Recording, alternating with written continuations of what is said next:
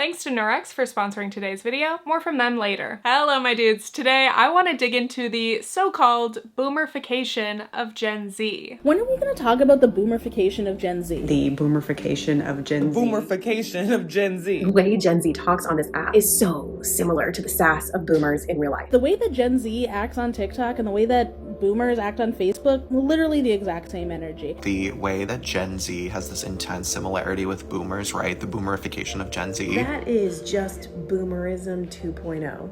The Boomerfication of Gen Z is an accusation mainly lobbed by millennials onto the Zoomers. This term was largely popularized by TikTok user LA Trash, who's been talking about the similarities since 2022. The claims essentially argue Gen Z hasn't been behaving or voting in the ways we expected them to, meaning more similarly to millennials when we were your age. They say, you're young, you're even more diverse than us, you're supposed to be the most progressive, but in some ways, you're acting less like young people and more like boomers. So in this video, I want to examine some of these claims, dig into what we're really talking about, and see whether there's any truth to it all. Or perhaps, are millennials actually the real boomers here for making fun of kids these days? And yes, I know Gen Z aren't kids, they're actually in their teens to late 20s now. For the record, I'm a zillennial, okay? I come in peace. I am not here to stoke the generational divide, but I do keep finding myself returning to these related topics. Millennials and Gen Z. Maybe it's because I'll never feel like I'm either generation.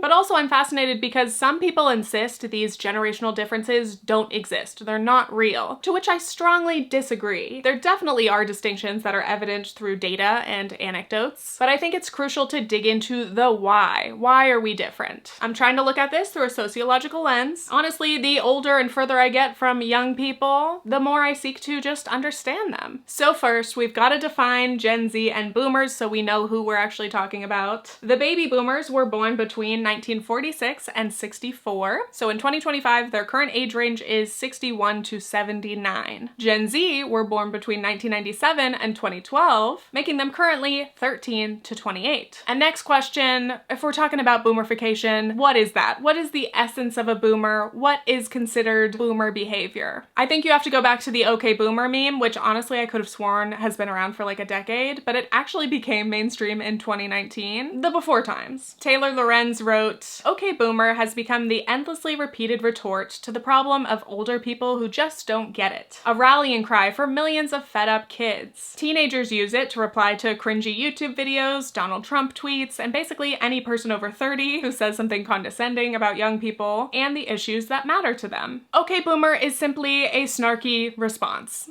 Any grouchy, out of touch older people criticizing young people? OK Boomer. Millennials killed Applebee's. OK Boomer. In some ways, boomer has become synonymous with old, but it's really more about the behavior and the attitude than your actual age. And OK Boomer can absolutely apply to Gen X, and on occasion, even millennials. But quickly, it's also important to acknowledge the power imbalance within the context of the meme. Boomers have long been in control, they've been running this country, they have shaped the world, and in many ways, they have destroyed it. So especially for young people, OK Boomer isn't just saying, haha, you're old. It's, you ruined everything, you stupid bitch. Younger people were born into this world that was already wrecked by you old people. Then on top of that, you're constantly mocking and making fun of young people. So calling you boomers derogatory is really the least we could do. Lorenz wrote, in the end, boomer is just a state of mind. Anyone can be a boomer with the right attitude. You don't like change. You don't understand new things, especially related to technology. You don't understand equality. One teen said, being a boomer is just having that attitude. It can apply to whoever is bitter toward change. So taking in some of that context, anyone can be boomer-esque. But is it really possible that the tables have turned so much that Gen Z themselves are now acting like or being compared to boomers? Are there really significant similarities? Here are some of the accusations of boomerosity that I've collected, and these are alleged, so don't shoot the messenger. Just like boomers, Gen Z love to hate millennials. Boomer lead paint stare meet the Gen Z stare. And apparently now we're learning that vapes are full of lead, so I fear we may be coming full circle. Boomers and Gen Z are tech illiterate. While most millennials were raised to be the family tech support, apparently both Zoomers and boomers struggle to use a desktop computer. Similarly, they share a lack of resourcefulness. This is Fenty Beauty and this shade and this is how much it costs, and they'll still have Gen Zers in the comments being like, where'd you get that? What brand is that? How much did it cost? Explain explain to me how that is any different than how boomers use Facebook. Gen Zers and boomers try to use the comments to like crowdsource information instead of just doing the research themselves. Apparently they share a sense of consumer entitlement. There's this big argument going on about whether it's acceptable to like scream the lyrics to every single song, obnoxiously screaming over where nobody can hear the person who's doing the concert actually sing. Shrieking at the top of her lungs, and people around her were asking her to be quiet, and she was like, no, because I spent my money. I'm allowed to act however I want. And it's so interesting, this like intense level of entitlement. It's not all of you, but the whole, I can do whatever I want here because I paid money to be. That's giving the same energy as I'm a paying customer. I should get whatever I want. And lastly, we've been seeing a surprising rise of conservatism and traditional talking points, gender roles, social concepts, usually reserved for the olds, coming from Gen Z. But before we continue, this portion of today's video is sponsored by Nurx. Raise your hand if you've ever struggled to access birth control. I definitely have, whether it's getting my prescription or dealing with refills. It's not always easy to access, which can be very stressful and frustrating. But Nurx can help you take charge of your reproductive health with comprehensive treatment options and quality care all in one place. Nurx offers a convenient, private way for patients to connect with a healthcare provider online. Then your medication will get sent straight to your door in discreet packaging. Whether you're into the pill, the patch, or the ring, they will work with you to find the best option for your needs. Nurx accepts insurance for most birth control prescriptions, and if you're uninsured, they'll make your out-of-pocket costs very clear, which is important. We don't like surprise bills. So thank you to Nurx for sponsoring today's video. Taking control of your health starts here. You can go to nurx.com/tiffanyferg to get started, or just click the link in the description. That's nurx.com/tiffanyferg. So what is going on? First of all, there is a major divide within Gen Z, and that's going to be a crucial note throughout this video. Not just obviously because they're in different life stages right now, like being 15 or 25. Rachel Jonfaza, a Gen Z writer who focuses on youth political culture, has written extensively about this split. She argues that there really are two Gen Zs, 1.0 and 2.0. Some major distinctions being, did you graduate high school before or after COVID? Did you experience life before smartphones? Has TikTok been a formative part of your upbringing? In many ways, older Zoomers seem to have more in common with younger millennials than they do with younger Zoomers, even though they're only a few years apart from either group. And spoiler, many of the boomer accusations seem to apply most to the younger cohort. With that, it's imperative to discuss how the pandemic affected Gen Z. Obviously, COVID affected everyone, but it definitely had the most significant impacts on younger people who were experiencing important developmental milestones at that time. The oldest of Gen Z were 23 when the pandemic hit, meaning many of them had already graduated college and may have been working their first real job. At that age, you've definitely got some solid life experience and probably a decent idea of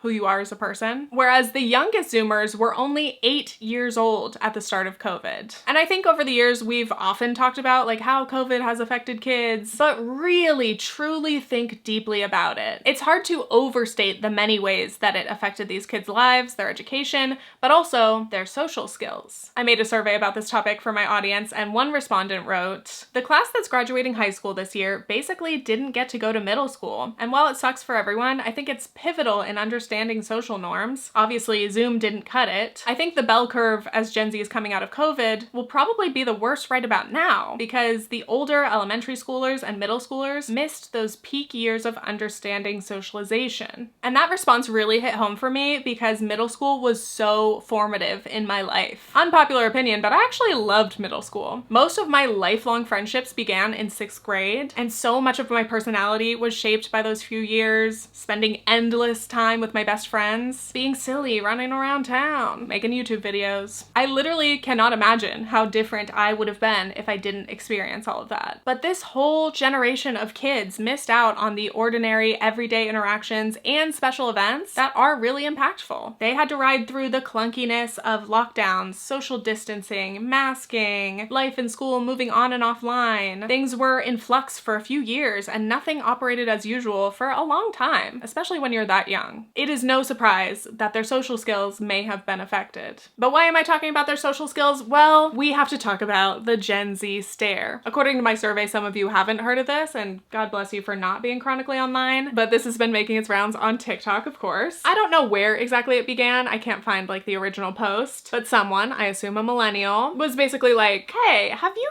guys noticed the Gen Z stare? You'll say something to them and they just stare at you blankly. The Gen Z stare is like the thing when boomers hear the credit thing beeping and they're like, doo-doo-doo, doo-doo-doo, and they're just like not reacting, right? Gen Z does that for mandatory small talk. Hi, welcome to this establishment. How can I help you? For example, let's say I'm a server, I go up to a table of Zoomers, I say, hi, what can I get started for you guys? Any drinks? And just crickets. They're staring at me like I'm crazy for trying to take their order at a restaurant. So people are asking, the Gen Z stare, what's up with that? But really, are they just ignoring us? Are they daydreaming? Are they okay? And no, they're not okay. But let's dive into this. First of all, in this Gen Z stare discourse, there's been a central disagreement on what we're actually talking about. What is the stare? From Gen Z's perspective, they've said, yes, we stare at people, especially at work when you're talking to a customer and they're saying something crazy or really dumb, or they're being so horrible and I can't say what I'm really thinking or I'm gonna get fired, so I'm just gonna stare. Hopefully they'll take the hint and leave. So then older people were like, no, that's the customer service stare. We're familiar with it. Everyone who's ever worked a job has done that. What we're talking about is different, and it is specifically a Gen Z phenomenon. The Zoomers are interacting with us either as customers or workers, strangers or acquaintances, in ways we haven't seen before. This seems distinct, hence why we've coined a whole new term for it. Honestly, it's not resting bitch face. It's not somebody saying something dumb. The Gen Z stare occurs mid-conversation. It doesn't have to occur after you've said something. Y'all are only referencing the stare with strangers. There is a look in there with people that are still your like acquaintance, coworker, friends. You know what I mean? And people have some theories, okay? Some have said it's as if Gen Z are waiting for the adults to answer, but they've forgotten they're the adults now. Others have said Zoomers are staring at us during IRL conversations as if they're just watching a TikTok. Their eyes are glazing over. Maybe it's because you can't 2x speed in person. I think it's because of being raised on screens type of thing. It's almost like mid-conversation, they're watching you as if you're a fucking TikTok or a YouTube video. And it's not the whole entire time. It's like they're waiting on the Mr. Beast editing, fun TikTok editing part to happen. So again, in my survey, I asked about this, and most of my respondents were Gen Z, so I'm really glad I got to hear from them directly. And I'm gonna say right off the bat, not everyone even agrees that the Gen Z stare is real. Most people actually say it's not, and that, you know, everybody stares sometimes. But people still had some thoughts. Zoomers shared their reasons or theories for what the stare is. First, we have social anxiety. That was a very common one. Second, they don't mean to stare. Their brain is just buffering. They're simply processing the information. Third, they've gotten used to their faces being covered with masks through COVID, so they kind of forget that people can actually see their expressions now. And speaking of masking, the stare could be related to neurological impacts from COVID, long COVID, brain fog. And I also want to acknowledge masking in the neurodivergent sense. So it's possible that Gen Z are masking less and don't feel obligated to be more expressive. And fourth, many have said, the world is on fire. Apologies for disassociating while I'm just standing at the register. And those are all interesting theories or reasons, but even aside from those potential explanations, there are clearly many bigger disconnects in terms of politeness, social etiquette, small talk, and these differences do largely seem generational, which does make sense. We've been raised in different contexts that affect how we interact with the world. And not to completely dissect the should cashiers say hi discourse again, I already made a whole video on that, but yes, there are disagreements on whether people should be chatty in these situations, or is it wrong for a Zoomer to just stare blankly when you ask them a basic question? Older folks, including most millennials, still value and expect these social scripts, especially in customer service interactions. A quick greeting, how can I help you? Please, thank you, have a nice day. And this goes both ways. Customers and workers should be kind and polite to each other. That's what we consider the bare minimum. Now, some older generations really do expect like way more, and they demand a smile, but I'm not gonna get into that. Anyway, to Gen Z, this chatting seems unnecessary and kind of fake. My survey respondents said Gen Z doesn't seem to subscribe to things they see as performative, such as small talk and cheerful customer service. In fact, they actually consider it more courteous to not force a service worker to engage in BS niceties. Many of them, whether as a customer or worker, would prefer to go through these transactions silently. The less speaking, the better. This elder Gen Z wrote, I'd rather have a cashier Gen Z stare, ring up my items, and let me pay without a single word spoken if it's faster than someone who says hello with a smile. And I'm not gonna lie, it was very shocking to read that so many Zoomers agree with that, especially because I'm only like 2 years out of their generation. Personally, I would feel really uncomfortable if I say hello to an employee, ask for my order, and they don't say a word. I would interpret that as rude, or I'd be worried that I somehow offended them. I would probably spiral about it for the rest of the day. Meanwhile, that Gen Z employee is probably thinking, why are you trying to talk to me? Just tap your card and go. So where is this coming from with Gen Z? Why are they like this? I think obviously a huge element is online shopping plus self-checkout, ordering from apps and kiosks. Of course, Zoomers are not the only people who enjoy the convenience and ease of these things, but unlike prior generations, Gen Z have been raised in a world where they can handle the vast majority of their errands and shopping contactless, silently, from their phone. They're accustomed to these very disconnected transactions, so it does make sense that they don't want to chat. They're used to just going beep, beep, boop, done. And again, I order through apps and I use self-checkout, especially when I'm feeling antisocial, but I catch myself and I do want to limit it. I want to resist the alienation because I do believe that social interaction, even in tiny little moments, is nice and important. But much of Gen Z disagrees. Anyway, it's easy as an older person to witness this and be like, nope, young people are being rude. This is the wrong way to interact. To me, the Gen Z stare is just one representation of these clashing social norms. Older generations are receiving the stare, interpreting it as rude, condescending, and antisocial, while Gen Z finds it completely typical and acceptable. Is the stare an active, conscious glare? Or is it actually just the absence of expression, a neutral face? Many Gen Zers say that they don't even realize they're doing it or don't see it as a thing at all. So the big question is, who is right? Really, no one, because social etiquette can change. It depends on the culture and the context. But we're experiencing this generational friction because the social norms and expectations are changing. We're not agreeing on what the standard is across all age groups. Perhaps in the future, with Gen Z, alphas, and beyond, chatting to strangers will be an entirely foreign concept. So, is it that Gen Z lacks social skills, or are they just establishing new norms? I actually think it's a bit of both.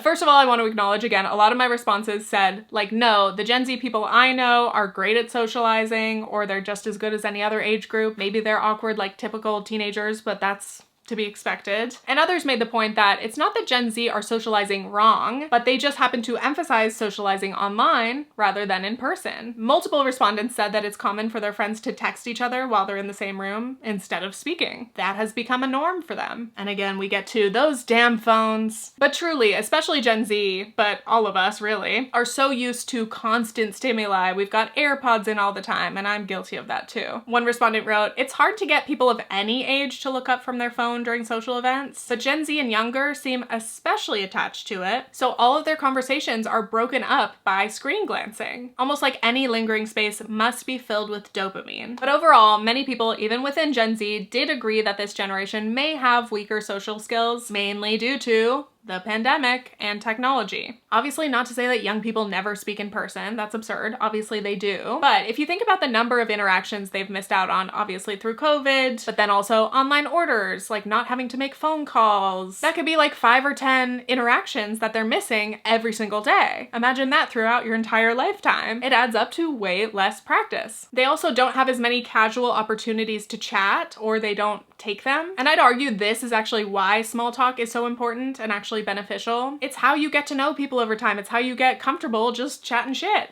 Whether you're talking to coworkers, peers, neighbors, strangers, that's how you can connect with people and potentially make friends, but only if you ever actually talk and put yourself out there. But a lot of Gen Z people said that they're kind of afraid to do that. One person mentioned how they'll ask a worker in a store for help and their friends are mortified. They're like, why would you talk to them? Why would you bother them? But it's like, this is okay. But for a lot of Gen Z, it doesn't feel okay because they're either not used to it or they don't think it's the right thing to do. Other survey respondents noted how the internet has replaced third spaces, so there aren't those casual, free locations to hang out with people. And others agreed, saying that socializing in person has become so expensive, young people can't afford to constantly be meeting for a meal or drinks at $20 a pop. Continuing on, here we are for kind of part 2. I want to talk politics, baby. And I want to start with the split within the boomers. The broad generalization about boomers is that they were hippies, they were very liberal through the 60s and 70s, but became Republican as they aged, right? And that aligns with our idea that it is just natural for young people to be liberal, but as you get older, you'll become more conservative. And therefore, voting Republican feels boomer-esque. But that generalization is not totally accurate. There's a pretty major split within boomers as well. Again, elders versus younger, who I just learned are also called Generation Jones. Throughout their lifetimes, elder boomers have favored Democrats and younger boomers have favored Republicans. But why? Here's the thing, I spent way too long reading about the voting records of each generation when they were the youth, most of which went in the trash. So now you have to hear at least a little bit about this, okay? It's interesting, all right? I'm trying to draw parallels. I'm trying to see if maybe Gen Z and boomers have something in common. Maybe their generations actually have similar mindsets or struggles. I don't know. Let's go back to 1968. This was the first presidential election that any boomers could vote in because at the time the voting age was 21. The 1968 election was crazy, especially the Democratic National Convention. This was less than 5 years since JFK's assassination and only a few months after MLK Jr.'s assassination, as well as RFK's, who had been running for the Democratic nomination. So it was a very intense, dark time. Once the DNC rolled around, younger voters were mainly supporting Eugene McCarthy because he was the most anti-war candidate. This was during Vietnam. However, the impact of the youth vote was very limited, as of course, only the boomers born in 46 or 47 were eligible to vote. There were about 10 million more boomers who were 18 to 20 years old at the time. So in hindsight, it's hard not to wonder if those younger boomers had been allowed to vote, how much they might have changed the election results, or potentially history. 18-year-olds were later given the right to vote in 1971 via the 26th Amendment. So anyway, the DNC nominates Hubert Humphrey. Voters got to choose between, quote, two stiff, unlikable vice presidents. Nixon won, and this ushered in an era of Republican dominance until Clinton in the 90s. So just think about that, you know, a pretty rough first electoral experience for the boomers, right? This is significant not just because it happened to be their first election, but as Pew has argued, there's a pattern to be seen in the voting habits of young people. Quote, the political climate of early adulthood may continue to influence the political tilt of a generation throughout its lifespan. And according to this Brookings article, when young voters come of age during an administration considered to be successful, that cohort tends to support that political party and continue to disproportionately vote that way for decades afterward. By contrast, coming of age under a president seen as unsuccessful or unpopular during their term encourages that cohort to reject that party, both initially and in the long term. So those oldest anti-war boomers came of age under Nixon, who they hated, which led them to largely reject Republicans. There's this great graph that shows you the lifetime voting habits based on birth year, and it is so interesting. So elder boomers are still more likely to vote Democratic. Shout out to my grandma. I've got a liberal boomer grandma. While the boomers born even just a few years later were raised through Reagan and Bush Sr. and became big, proud Republicans. I'm gonna circle this back to Gen Z soon, but I just found it so interesting. So finally, is it true that Gen Z is becoming more conservative? Let's try to look at the data. In 2024, youth voter turnout was 47%, which is not great, by the way. Like, imagine if most of our country actually voted.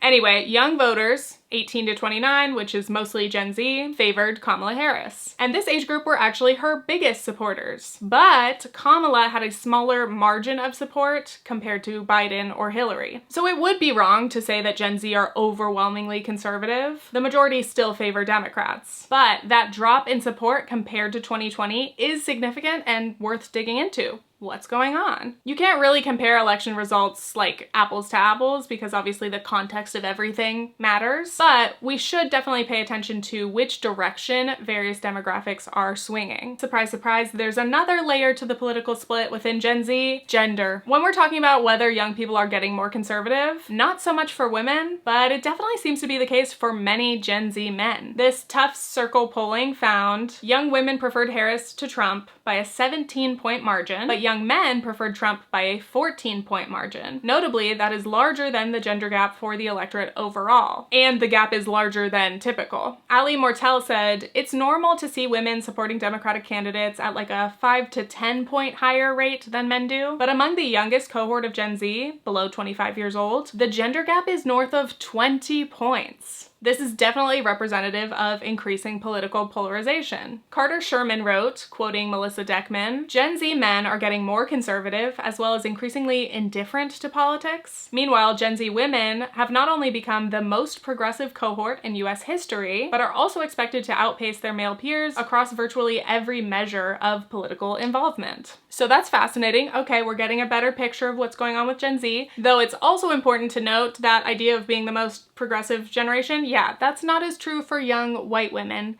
who are unfortunately trending more conservative. And last big piece of the puzzle is that there is a divide within elder and younger Gen Z. John Fazza wrote, "In Yale's youth poll, when given a generic Democrat versus Republican ballot for 2026, respondents aged 18 to 21 supported Republicans by nearly 12 points, while those aged 22 to 29 backed Democrats by about 6 points. We've mentioned the impacts of the pandemic and technology, but what else has been affecting Gen Z's politics? Elder Gen Z, 1.0, whatever you want to call it, mostly came of age during the Trump 2016 administration, and prominent social issues in the culture included Black Lives Matter, March for Our Lives, gun control advocacy, plus feminist and climate change movements that were very influential. I would add in Me Too, body positivity. So remember the whole political bandwagon thing I mentioned? Basically, if a party's doing well, young people are more likely to hop on board, and if they're flopping, they're out. That's an oversimplification, but you know. Applying that to Gen Z, elder Gen Z came of age during the first Trump era. He was unpopular, and many of them have continued to reject Republicans. But then we see younger Gen Z. Many of them were too young to really remember the first Trump term. Those younger Gen Z came of age during Biden, who was also not particularly popular or successful, which may influence them to reject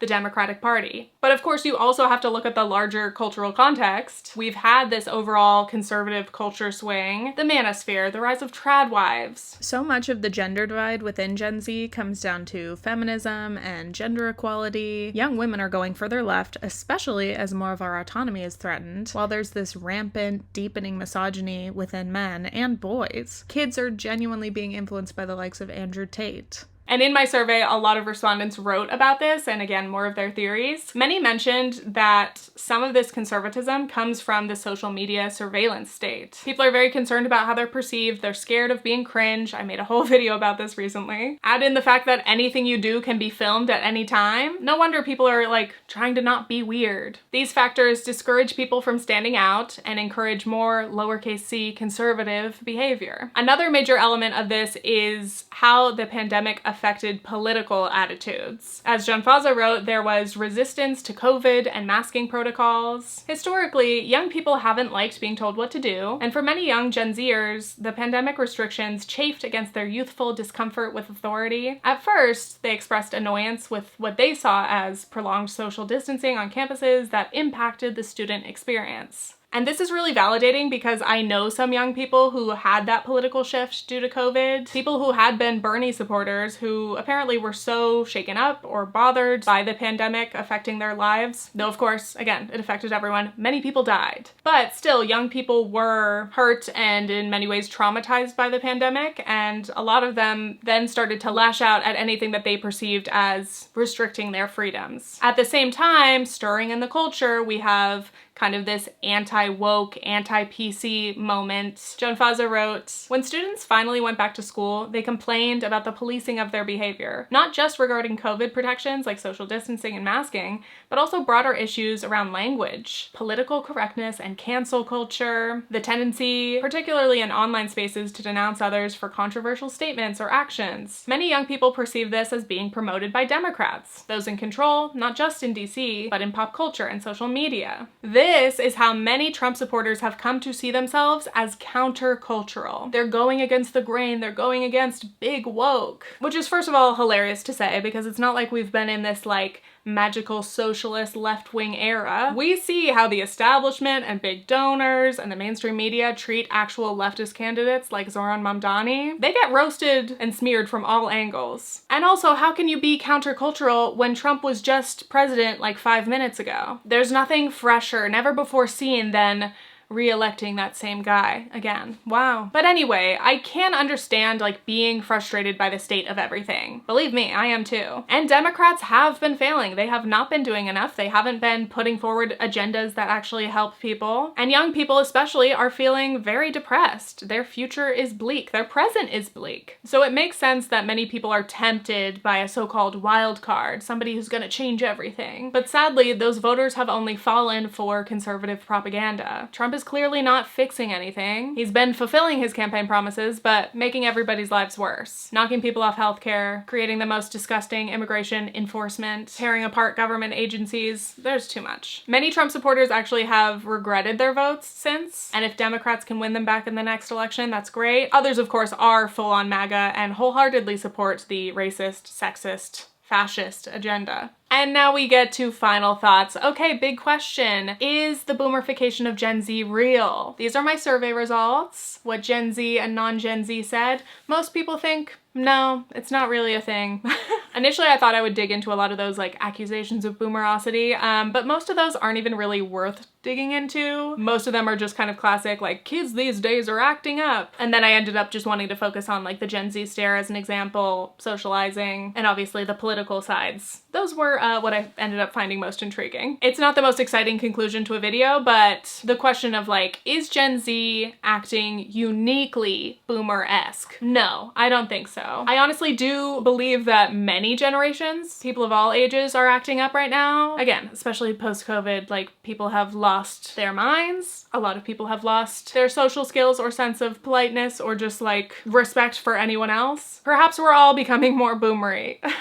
When it comes to younger Gen Z and Gen Alpha as they come of age and begin voting, I really hope that we don't continue to see that conservative swing. I want to believe that that divide is not going to be permanent either, that maybe some of the young voters who voted Republican will see what's going on and change their minds in the future. I want to have faith that everybody can change, you know, despite the patterns. When it comes to the youngest Gen Z, they're currently 12 years old and they won't vote in their first presidential election until 2032. So I feel like by then, Trump's term currently, I assume will continue to be nightmare fuel, which is horrible, but maybe at the very least that will inspire that next generation of voters to go against the Republicans. I can only hope that that's the result. And again, that's assuming that we will continue to have Democratic elections. So that's that. I hope you enjoyed this video. I did have fun researching. Gets a little heavy sometimes. By the way, I want to give a big shout out to my second channel. I have been making unscripted, lighter, fun commentary videos, and I want to be posting there more regularly. These videos, I love them, but like they get heavy, you know? It's fun to have like a palate cleanser to work on that's just light, easy stuff. I can just chat shit over there. And the response has been really nice. People have been saying they love seeing me be a little snarky, a little petty, a little bitchy once in a while. Thank you again to today's sponsor, Nurx. If you'd like to check them out, you can go to my link in the description. And make sure you watch my last video reacting to the Born to be Viral documentary that I was interviewed in. It's about family vloggers and we got to hear more from the parents. It was interesting, let's just say. That is all. Stay tuned for future internet analysis videos. Okay, thanks, bye!